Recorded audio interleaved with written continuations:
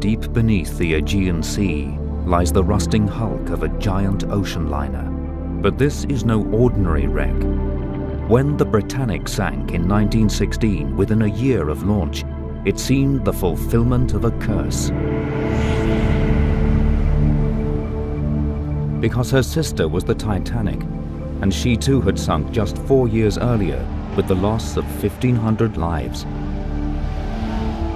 Even the first of the White Star Line superliners, the Olympic, suffered a series of accidents. Yet all three of these great ships were designed to be unsinkable. The thought that a vessel is unsinkable came to haunt the White Star Line, and certainly Harland and Wolff, the builders. So were these losses just a tragic coincidence? Or was there some fundamental flaw which doomed both the Titanic and the Britannic? Could the answer still lie in the tangled and treacherous wreckage of the SS Britannic? 2 out of 3 of a single class of liner to sink is unprecedented, really. And you know, if you analyse that, then you'd have to consider that really there's something fundamentally wrong there.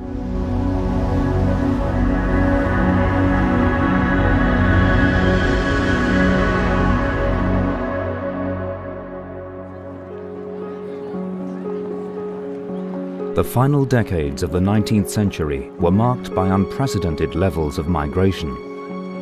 Between 1865 and 1914, about 20 million people left Europe in search of a new life in America. The only way to make the journey across the Atlantic was by sea. The shipping companies knew that bigger ships carrying more people meant bigger profits. These giant ships wouldn't have been possible if it wasn't for all these immigrants. So that led to this natural development in the size of the vessel. They were built to service the market that was developing. But as well as catering for immigrants, the shipping lines wanted to satisfy the growing and highly lucrative demand from the rich for holidays abroad. The cost to travel first class in a suite of rooms for a 5-day single crossing, in today's terms, would be about £27,000. The most profitable and prestigious route was London to New York. Competition between the 2 largest carriers in Britain, Cunard and the American-owned White Star Line, was intense. And Cunard and White Star found themselves, if you like, in some sort of arms race to build the largest and finest ships possible in those days. At the start of the 20th century, the Cunard line had started a bit of a march on the White Star Line with the Lusitania and the Mauretania. So, in response, the White Star Line conceived the Olympic-class liners. It was originally going to be a pair of liners followed by a third sister ship, the Olympic, Titanic and Britannic, which were designed to be grander and more luxurious than the Cunard rivals. The ships were nearly 900 feet long. The White Star brochure boasted they were as tall as the highest New York skyscraper. Size meant luxury, but it was also at the heart of the belief that these were the safest passenger vessels afloat. The popular press was swept along by the idea of giant ships, and that's what led to people just thinking that, yes, of course, if it's big, it must be therefore safer. Sadly, was not the case. Because of the size of the ships, if there was a collision, you know, they're never going to come off second best, because the size, the actual size of the ship is what gives it its protection. But obviously that thinking was flawed. Experts too seemed to think that the Olympic class, as the 3 sister ships were known, was invulnerable. This confidence was based on a design innovation: watertight doors fitted at intervals in the ship's hulls. In the event of a collision, a switch on the bridge could close them automatically to prevent flooding. The media were happy to accept White Star's confident claims. There was a magazine at the time, the Shipbuilder Marine Engineer, and it contained the words practically unsinkable, where they were referring to the Olympic and the Titanic. This practically unsinkable was very much embellished, and gradually, slowly but surely, the words practically went completely, and so all of a sudden Titanic was supposed to be unsinkable. It was an idea that was kicking around that marine technology had got to such a point that we were making vessels so large and so safe that they would be unsinkable. On a wave of ambition and arrogance, the industry was heading inevitably for disaster.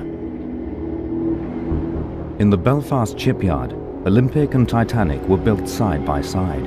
So enormous were they that 4,000 men were employed to finish Olympic in time for her launch. But just 4 months later, there was an ominous portent of things to come. While maneuvering in the Solent, suction from the vessel's enormous propellers caused a collision with a Navy cruiser, HMS Hawke. Olympic's hull was badly gashed, and she was forced out of service for 6 weeks. We were only really just beginning to understand the dynamics of how these large vessels behave in water. In 1912, the crew, the officers had really no experience of it. It was on-the-job training, on-the-job learning. It's like converting a car to a juggernaut without considering the way it's going to handle or how it's going to drive. At the subsequent inquiry, Olympic was held solely to blame. But with so much at stake, White Star was in no mood for self-doubt. Instead of learning the lessons of the near disaster, the company turned the argument on its head.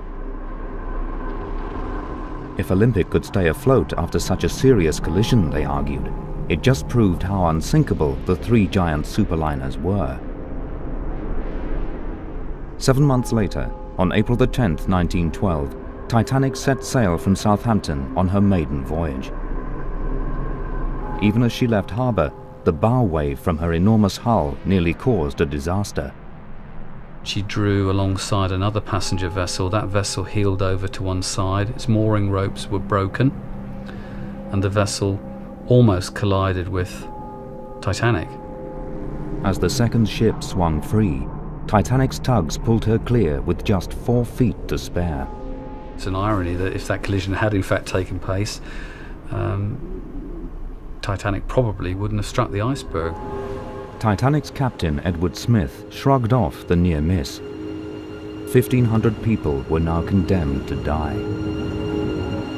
The newsreels of the day reconstructed the events that followed. 4 days into the crossing, the Titanic received warnings of icebergs ahead.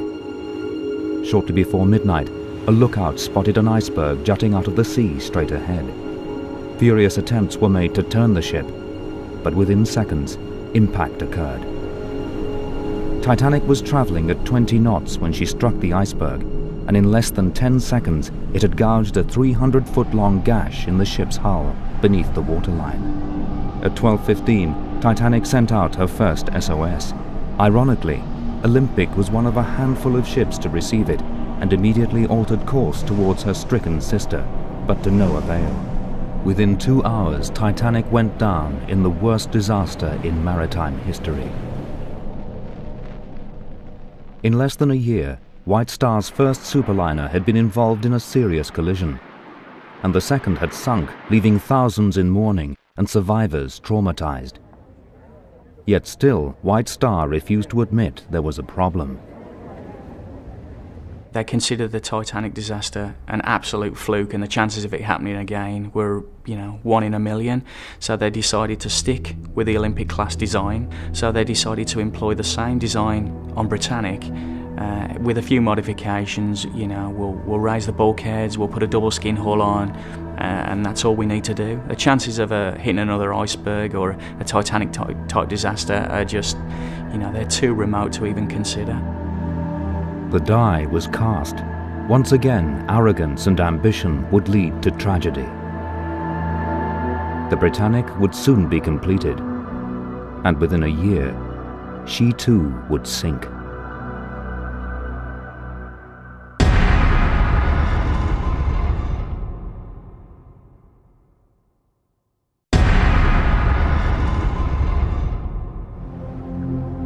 On April the 15th, 1912, Britain was stunned by news that Titanic had sunk and more than 1,500 people had perished. The impact on the ship's owners, the White Star Line, was immediate. It was a disaster for the company. and a disaster for the builders. Faith in these superliners looked increasingly flawed. Even poor old Captain Smith, commander of Titanic, in an interview said that he could not conceive of an accident that would cause the loss of a modern passenger liner. We were lulled into a false sense of security. Less than a year after the launch of the largest passenger liners in the world, one had been lost forever and the other involved in a serious collision. The claim that their sheer size guaranteed their safety was beginning to sound hollow. And now White Star had another problem. Construction of the third and largest of the three ships, Britannic, was already well advanced, and it was too late to change the design. When you design a ship, like the Olympic and the Titanic, you start out with one design form, and that design form was Olympic. You draw a vessel once, and then you make a series of adjustments and modifications through the learning process of having that ship in operation. Britannic had to have really a whole radical rethink, but it was really too late to scrap the idea and start again. You had to just modify what was there. Following the Titanic disaster, White Star were obviously very nervous about Britannic, and to that effect, they posted one of their most senior captains, Captain Bartlett, to oversee the construction of Britannic, and finally to commander. And it was extremely important to the White Star Line that the Britannic was a success, basically to wipe the slate clean for White Star and to get the whole Titanic, remove Titanic from the public psyche. White Star had mortgaged its entire fleet to finance the Olympic-class's construction. Having lost Titanic, they could not afford to cancel the Britannic. Nor would the decision have gone down well with the chairman of shipbuilders Harland and Wolff, Lord Pirrie. He had personally encouraged the building of these giant ships. Pirrie himself had always dreamed of building the world's first 1,000-foot liner. So to build Olympic and Titanic and Britannic would be one step towards his own personal goal. Pirrie was also a director of White Star and stood to gain financially from the contract. From 1869 to 1919, there wasn't a day in which Harland and Wolff didn't have a White Star ship under construction. White Star's managing director, J. Bruce Ismay, had pinned his faith on the Three Sisters to see off the company's arch-rivals, Cunard. Pirrie and Ismay were both of the same mind. They had huge egos, and they wanted the world to see that they owned the largest, grandest, most luxurious liners afloat. To them, it was the overriding factor in their design philosophy. In 1907, helped by a huge loan from the British government, Cunard had stolen a march in the quest for supremacy on the London to New York route. They launched two state-of-the-art ships, the Mauretania and the Lusitania, at the time the largest passenger liners ever built, offering new standards of luxury. A revolutionary bow design, allowing them to cut through oncoming waves, and advanced steam turbine engines made them the fastest steamships in the world.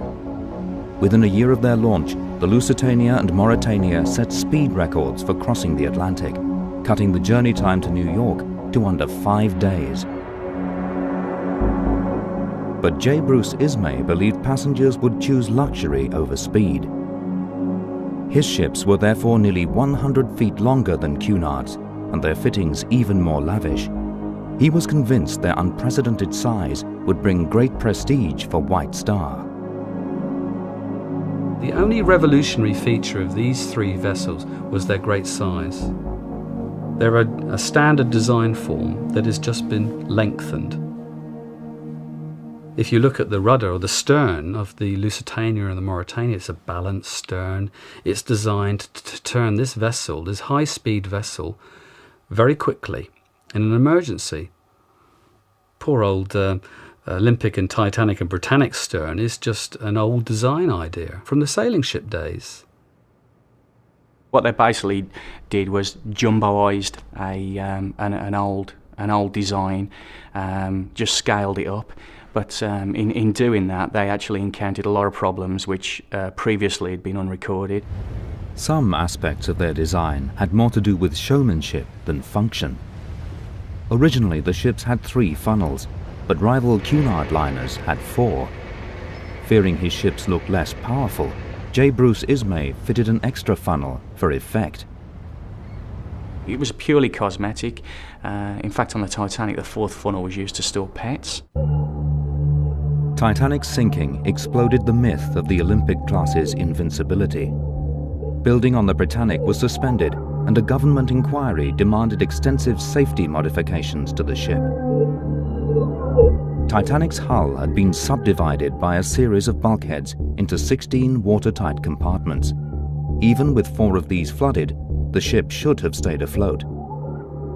A bulkhead basically separates sections of the ship into individual areas, the idea being that if an area of the ship is damaged and begins to take on water, it's contained within a specific space between 2 bulkheads. The bulkheads in Titanic's forward compartments weren't high enough to stop water spilling into the huge boiler rooms. It was that factor, the sheer volume of water rushing into the hold, which sent Titanic so quickly to the seabed. On Titanic, the bulkheads didn't go all the way to the top decks, and so what happened was when the forward compartments began to fill up, as the ship listed by the bow, water spilled over the top of the bulkheads, kind of like an ice cube tray effect, until it got to a point of no return, really. The difference with Britannic is the bulkheads were raised all the way to the upper decks, the idea being that even if the ship started to list, there was no way the water could spill over from one compartment to another. In addition, a double skin was added to the Britannic's hull around the huge boiler rooms to protect it from being torn open by an object like an iceberg. But there was another lesson from the Titanic. So confident were her designers in her safety and her ability to summon help using the new wireless technology that they decided she only needed lifeboats for half of those on board. They never thought that the ship would sink before they were able to call for another vessel's assistance. Britannic was fitted with a surplus of lifeboats stacked on enormous gantries. With these modifications to Britannic, the largest of the 3 sisters, White Star's confidence returned. Her launch booklet included this bold claim. In the new Britannic, we see both in design and construction as perfect a specimen of man's creative power as it is possible to conceive. The reality was different. She was a dinosaur, really, when she came into service. She was outclassed before she even went down the ways by liners like the Lusitania and the Mauretania. She wasn't even the largest liner in the world when she entered the water, because the Germans had built bigger, faster and more palatial ships. But Britannic never served as a luxury liner. By the time of her launch in 1915, the First World War was raging, and most passenger services across the Atlantic had been suspended. Britain's military campaigns in the Mediterranean and the Middle East left thousands dead and wounded. With many of these needing evacuation back to Britain, the government ordered the Britannic to be converted into a hospital ship. She was fitted out with operating rooms, an intensive care unit, and more than 3,000 beds. In December 1915, freshly repainted in the internationally recognized colors of the Red Cross, she left Southampton for the first of 6 voyages to the Mediterranean. On board were 400 army surgeons, doctors, medical orderlies, and nurses. One of these nurses was Violet Jessop, a survivor of the Titanic disaster. Despite her Titanic nightmare, she had written to the White Star Line asking for a job aboard the Britannic as a stewardess. She had no fears about serving on the Titanic's even larger sister. Later, she wrote, "It was like going into a new world to board that stately hospital ship. She looked like a great white swan." In November 1916, Britannic was sent on a mission through the Kea Channel off mainland Greece to collect up to 3,000 casualties of war. To reach them, she had to sail deep into the war zone of the eastern Mediterranean, risking attack by German U-boats. Her destination was the Allied naval base at Mudros on the island of Lemnos, where she was to take on wounded from base hospitals and other much smaller ships. On the 21st of November, she was steaming 2.5 miles off Kea Island. Suddenly, there was a violent underwater explosion. Something had holed the ship. Captain Bartlett ordered all watertight doors closed. He knew the bulkhead should prevent her from sinking, so why then was she taking on catastrophic amounts of water? In desperation, Bartlett restarted the engines to drive her aground on Kea Island. Heading towards Kea, faster and faster and faster, began to drive the bow deeper and deeper into the water. And as the ship began to slowly roll over onto her starboard side, it became quite clear to the captain that he had to start getting people off the ship. At the Britannic's stern, there was panic as the deck began to tilt. Some crew members lowered lifeboats without permission. Titanic survivor nurse Violet Jessup was in one of them. She recorded what happened next in a diary that has passed to her niece. A few minutes after the lifeboat first touched the water, every man jack in the group of surrounding boats took a flying leap into the sea. It was extraordinary to find myself in the space of a few minutes almost the only occupant of the boat. I turned round to see the reason for the exodus, and to my horror saw Britannic's huge propellers churning and mincing up everything near them. Men, boats and everything were just one ghastly whirl. As the lifeboats hit the water, they were sucked into the Britannic's massive rotating portside propeller, which, with the ship now listing badly, was rising out of the sea. In 1911, the pull-in suction of the Olympic was strong enough to pull an armoured cruiser, HMS Hawke, into the side of the ship and do considerable damage. 1912, as Titanic was leaving Southampton, the suction from the propellers was enough to pull the liner New York from the quayside. So the small lifeboats of the Britannic, 34 feet long, would have had no chance at all. Everybody that was killed on Britannic was killed in a lifeboat, as opposed to Titanic, where everybody that died because they weren't in a lifeboat. 30 people who had taken to the lifeboats lost their lives. Incredibly, Titanic survivor Violet Jessup was not one of them. Although unable to swim, she jumped into the water and surfaced underneath a capsized lifeboat. It took the full impact of the churning propellers and saved her life. Violet escaped with a fractured skull and was among 1,100 people who survived. It's a blessing, really, that the Britannic sank on its way to Mudros, because it'd have been an absolute catastrophe had they actually picked up war wounded on the way back, because all the war wounded were obviously incapacitated. They would have effectively been trapped inside the ship when it went down, and there would have been an absolute huge loss of life, thousands. So as it was just a few unlucky people killed in the lifeboat. In the clamour of war and overshadowed by the Titanic, those few deaths were all but forgotten. But today, 87 years on, the questions remain. What caused the explosion? And why did she sink so fast? Well, here we are in the Kea Channel. It's now 9:30 in the morning, and I would imagine that what we're looking at now is pretty much what Captain Bartlett would have been looking at on the morning of 21st of November 1916. Professional diver Carl Spencer has dived Titanic on several occasions. Now he's assembled an expert team to find out exactly what happened to Britannic, her bigger sister. What we plan to do is penetrate the hull and find out exactly why the Britannic sank so fast, despite the modifications that were made by the Board of Trade inquiry following the Titanic disaster. To solve this mystery, Carl and his team must complete a difficult and dangerous dive to the very heart of the wreck, a dive that has never before been attempted. The wreck lies at 120 meters, nearly 400 feet down. The main dangers of diving the Britannic are the depth. At 120 metres it is right on the limit of human physiology, particularly because of the length of time that our divers need to spend at depth in order to complete the mission objectives. The first thing that anyone who's ever dived the Britannic will say is that the sheer size of the thing, it's absolutely enormous. It's an incredible sight and it just blows you away.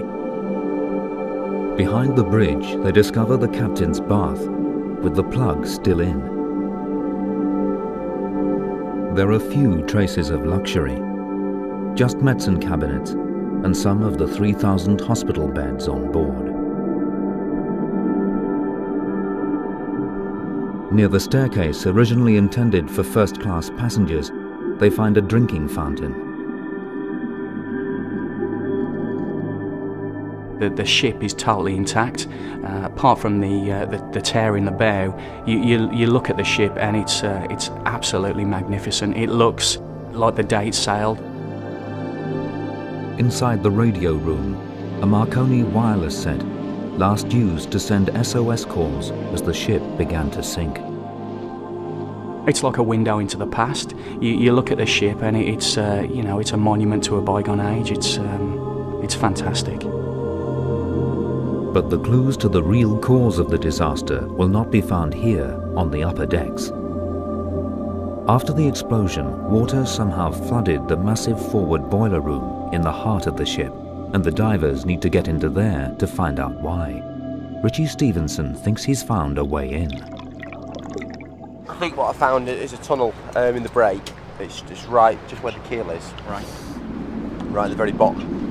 And then right on the roof, which is obviously now on its side, if you can make sense of that, there's two big, huge, some sort of pipework system. So I thought, well, it looks like it could lead towards the engines and the boilers, and that then looked like that was more of a sensible way through for the firemen, the engine room men, to make their way from boiler room to boiler room to boiler room. Right. It's just like a low walkway going between the sets of boilers. Right. It looks like that little fireman's tunnel that's on the plans. It does look like it. I'm overweighted. If this tunnel does indeed lead to the heart of the ship, the team may be one step nearer to finding just what doomed the Titanic and her sisters.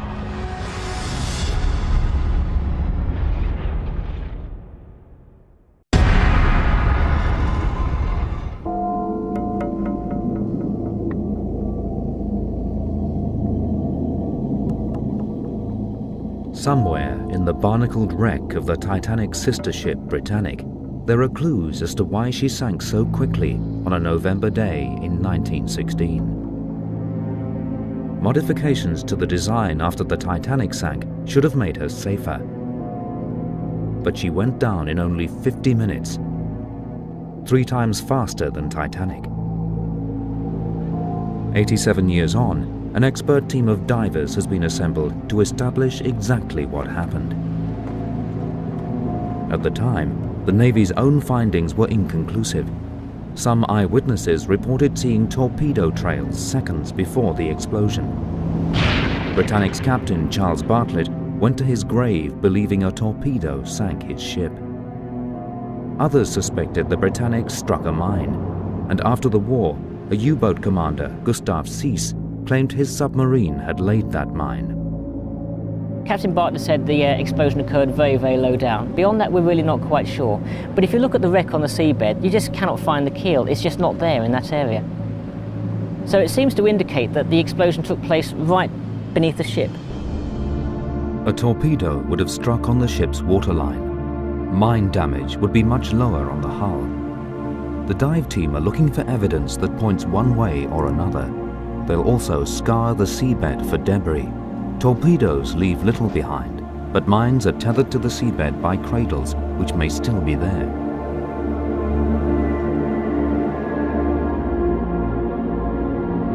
As the mines were laid, each one was released from its cradle to float at the end of a steel cable between 10 and 15 feet below the surface. touched by a passing ship, it would explode.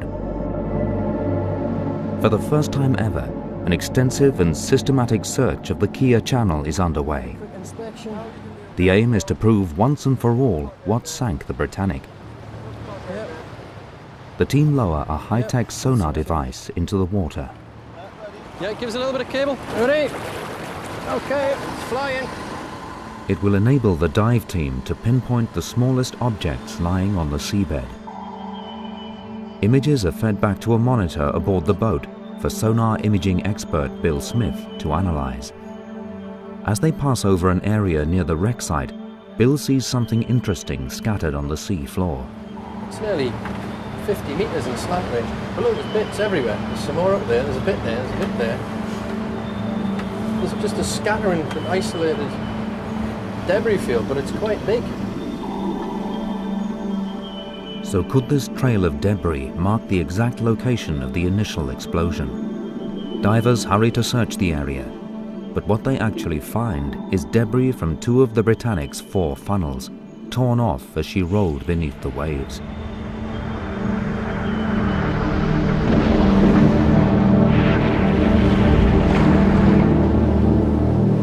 The hunt continues over several days, and finally Bill's confident he's made a breakthrough. We found a perfect line of evenly spaced small targets, so we need to do a little bit more work on that, but it seems very likely that what we've got is a perfect line of mine cradles. Back on land, Bill analyzes the data. It's from an area of seabed just under 1 mile south of the wreck of Britannic. What you have to imagine here is this is an aerial photograph of the seabed with the water taken away. Right in the very centre we suddenly get these objects. There's one here, then there's another one exactly the same, there's a third one down there, and what we have between them, when you go a little bit further down, there's a small round object here, what appears to be like a broken open piece of eggshell. There's the back half of the eggshell, and that looks very, very much like a smashed open mine lying on the bottom. If we go a little bit higher up, and on this top one you can actually see its little arms that once grasped the mine before it was dropped. The team's discovery tallies with British intelligence reports from 1916 and the claims of German U-boat commander Gustav Seiss, whose submarine, the U-73, had been in the Aegean near to where the Britannic sank. On the 28th of October 1916, U-73 laid 12 mines across the Kia Channel. 3 weeks later, the Britannic steamed into the heart of the minefield. It was one of these 12 mines that blew a huge hole in her bow, allowing water to rush in. But the modifications made to Britannic after the Titanic disaster should have kept her afloat, even with a ruptured hull. The designers claimed she could survive with as many as 6 of her watertight compartments flooded. If she did hit a mine, the worst possible damage that could be is on a bulkhead, and she would flood 2 compartments. So the question is why did she go down flooding 2 compartments when theoretically she could have stayed afloat with 6 compartments flooded. Britannic's sister ship, the Titanic, sank with only 5 of her compartments flooded after an iceberg left a 300-foot gash in her hull. But while the Titanic took over 3 hours to sink, the Britannic went down in just 50 minutes. When Jacques Cousteau dived the wreck in 1975, he discovered a number of the ship's metal hull plates were bent outwards, suggesting, so he thought, that there had been a second explosion inside the Britannic. Some historians speculated that the Britannic may have been carrying an illicit cargo of munitions, which detonated after the ship struck the mine. But when he found large deposits of coal spread out over the seabed, Cousteau concluded that there had been a coal dust explosion. Subsequent dives have shed little light on why the Britannic sank so fast. This time, the team want to test the theory that it was the method used to construct the hull of the Olympic class which made the effect of the mine so much worse. The huge steel plates that made up their hull were held in place by millions of rivets. Laurie Johnson, an expert on steel corrosion and the team's scientific advisor, has found an example of a similar riveting process on a steel barge in a bay a few miles from the Britannic's wreck. On Britannic, it was cold riveted, so they would actually drive in the rivets when they're cold. The rivets themselves end up being quite important because they're a dissimilar metal. They tend to be more of a mild steel than the hull plating, which tends to be a much tougher steel. So the rivet is actually the point where corrosion tends to start the most. So you can see it just up against here, that this is where a lot of the corrosion begins. If there's any type of rubbing against it, with Titanic, of course, the iceberg, but with Britannic, with either a mine or a torpedo, this is the area of stress, a weak point. You can easily shave off the heads of rivets, which end up popping the plates, and they separate, allowing water in. So the extensive damage to the Britannic's hull found by Cousteau was not caused by a secondary explosion as he thought, but instead was the result of the mine triggering a more wide-scale separation of the hull plating. So with a gaping hole in her bow, Britannic's survival depended on her system of watertight bulkheads redesigned in the wake of the Titanic's loss. These were fitted with watertight doors that could be operated from the bridge, or in the event of an emergency, on the spot by hand. If kept shut, these doors should have prevented flooding in the hull. It's already known that a bulkhead in front of number 6 boiler room failed as water rushed into the ship. But to assess if there'd been a more widespread failure, divers will need to get access to the fireman's passage. This is the corridor running through the ship, linking the Britannic's huge boiler rooms with the crew's quarters in the bow.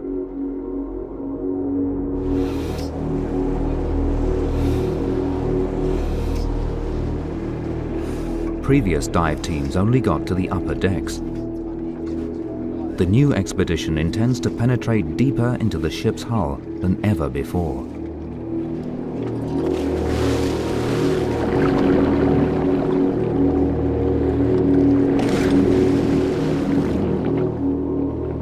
At a depth of 400 feet, their time on the wreck is severely restricted.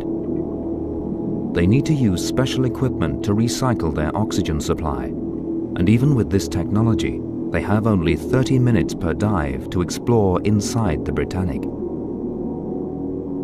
It's a job for only the most experienced deep-water diver, requiring a difficult and dangerous journey through the decaying wreck.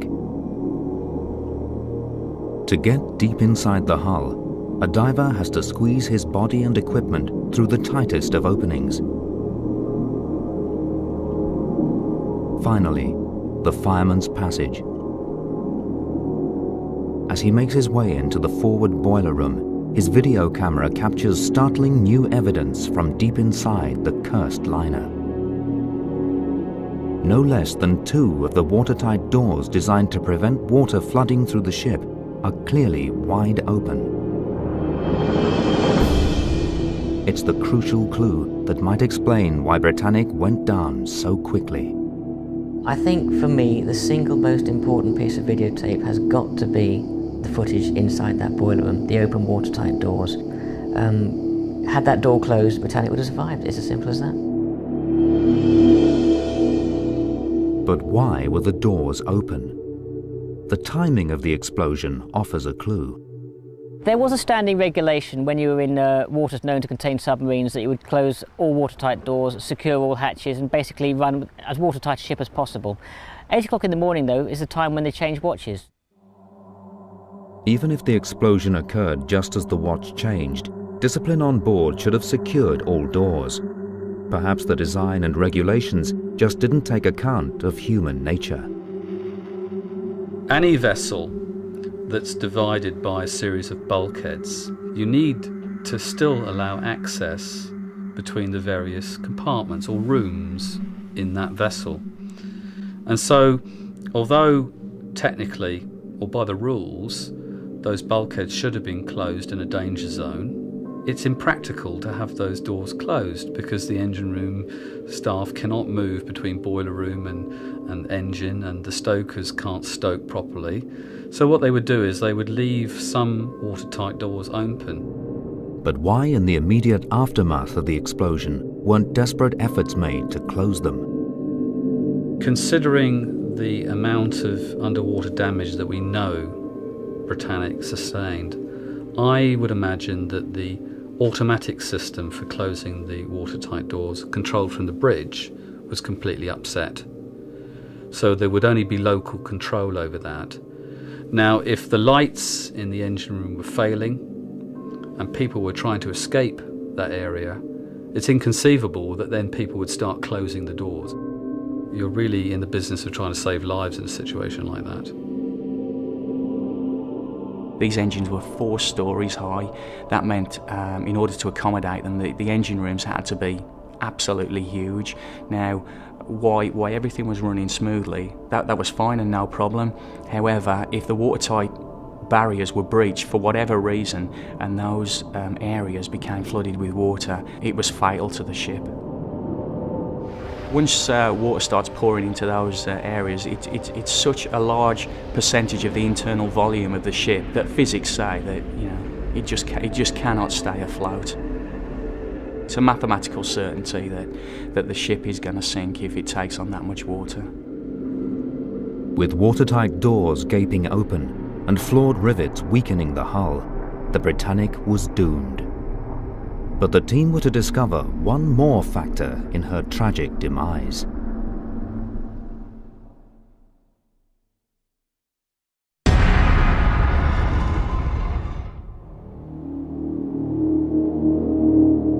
In the Kea Channel off the Greek mainland, a mission to solve the mystery of the sinking of the Titanic sister ship, the Britannic, has reached a crucial phase.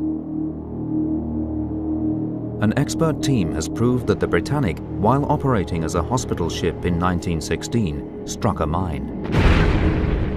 The mine blew a gaping hole in the Britannic's bow. Seawater rushed in, and because crucial watertight doors were left open, the Britannic sank in just 50 minutes. The design of the Olympic-class liners meant that if water got into the massive engine rooms, the ships were doomed. She had so large compartments that when they filled with water, it was literally the weight of the water that dragged her down. She would have been far better if her bow had been completely ripped off in that collision with the mine. I think probably she would have survived. But the divers have also discovered another reason why so much water got inside the Britannic so quickly. In a remarkable breach of on-ship regulations, a number of portholes had been left wide open. This is a vessel that has no air conditioning, and particularly below or on the waterline, it's very stuffy down there. Remember, it's a coal-fired vessel. It produces a lot of heat. The vessel's designed for the North Atlantic service, not designed to go cruising around the Mediterranean in those temperatures. I could understand people wanting to break the rules and leave the portholes open. Everyone does things with the best intentions. They probably thought, well, if there is an accident, I'll quickly shut it and everything will be fine. Well, grab your life belt, get up on deck as quick as possible. A deadly combination of bad luck and human error meant that the Britannic's enhanced safety features were never used. Without them, she sank like a stone.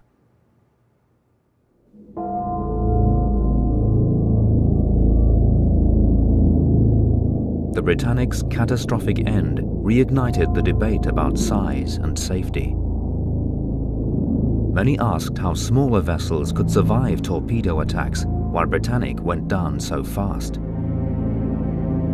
Only 2 days after the Britannic went down, another hospital ship, Braemar Castle, struck a second mine laid by U-boat 73. Much smaller and lighter than the Britannic, the Braemar Castle beached successfully and went on to survive the war. After a disaster in peacetime and a disaster in war, it was becoming clear that the grand design aims of Britannic and Titanic were really an expression of pride at the expense of safety. Once the watertight defences on the giant liner were breached, the vessel simply could not stay afloat. She was such an enormous vessel that her size, her very size, the illusion of safety was in fact her Achilles heel. If a curse had sent both the Britannic and the Titanic to the bottom of the sea, their older sister Olympic suffered too. Within a few months of her launch, she had collided with a Navy cruiser, forcing her back into dry dock. In 1934, she rammed and sank the Nantucket lightship with the loss of 7 lives. Like her sisters, the root of the problem was her sheer size and displacement. Smaller vessels were simply sucked in by her huge propellers. Olympic, Titanic, and Britannic, doomed monuments to the ambition and pride of 2 Edwardian millionaires who were determined to own and operate the largest ships to ever take to the sea. Pirrie and Ismay's arrogance and egos, really, to build the largest, grandest liners, and their competitiveness with Cunard to go one better all the time, really is what doomed the Olympic class liners. They were using old technology, they were using outmoded designs, and they really had this tunnel vision where bigger was better, without considering the consequences, and unfortunately that's what doomed the Olympic class liners.